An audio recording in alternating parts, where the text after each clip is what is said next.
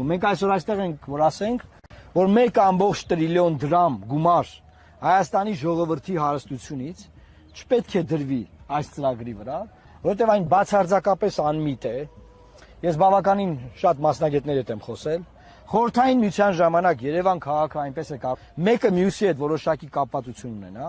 եւ ուսանողական կյանք լինի հայ ժողովրդի Հայաստանի Հանրապետության մայրաքաղաք Երևանում։ Ինչա ուզում անի Նիկոլ Փաշինյանը, քանի որ նա զգում է, որ երիտասարդության շրջանում ձայներ չունի, միգուցե ես չեմ բացառում, որ որոշել որ երիտասարդներին հանի քաղաքից եւ բերի այս ամայի տեղը, ասի այստեղ դուք պետք է լինեք եւ ահա սա ձեր ակադեմիական քաղաքն է։ Որպեսզի կասեցնել այս արհավիրքը, մենք գտնում ենք, որ այս ծրագիրը պետք է չեղարկվի,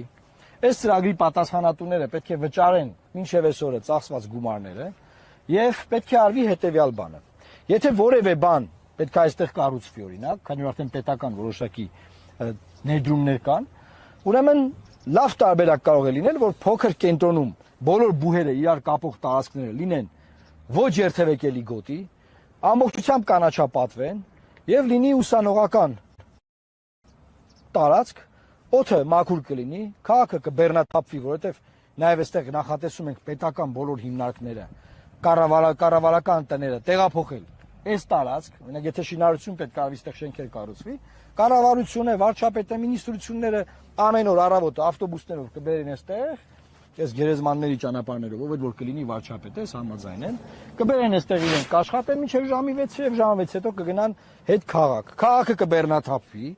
իսկ մյուս կողմից նաեւ այն կլինի ուսանողական, երիտասարդական եւ մեր կրթական կենտրոնները կօգտագործվեն։ Ոչ թե բարդ բարերով այդ որ կլաստեր են կառուցելու, ստեղ ինչ որ կլաստերներ ա լինելու, բաներ ա լինելու, հա մարդկանց խափել, հերթական թեմայի վրա շեղել, սուտ PR անել, պատկերացնում եք 23 թվականի 3 տարի է այս թեմայի վրա PR արվում։ Մի հատ խնդրում տեղ տվեք։ Խնդրեմ սիրելի հայրենակիցներ, նայեք։ 3 տարվա մեջ ինչ ունենք այստեղ։ Գարշահոտ, ինչ որ գարշահոտություն է գալիս, չգիտեմ, որտեղից է այս հոտը գալիս։ Հա, ու ինչ որ հանքեր կան, կողքերը, ինչ որ հանքեր կան, փոշի եւ ակադեմիական քաղաք։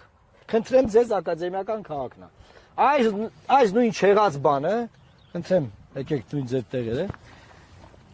Նույնությամբ Նիկոլ Փաշինյանը նաեւ ասում է, որ կառավարությունը ռազմավարական որոշում է ընդունել, որ պետք է լինի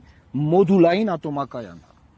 Հաշվեք սա մոդուլային ատոմակայան է, ինչքան սա ակադեմիական քաղաք է, այդքան էլ սա մոդուլային ատոմակայան է։ Այսինքն մի հատ սուտ թեզ է առաջ քաշվում,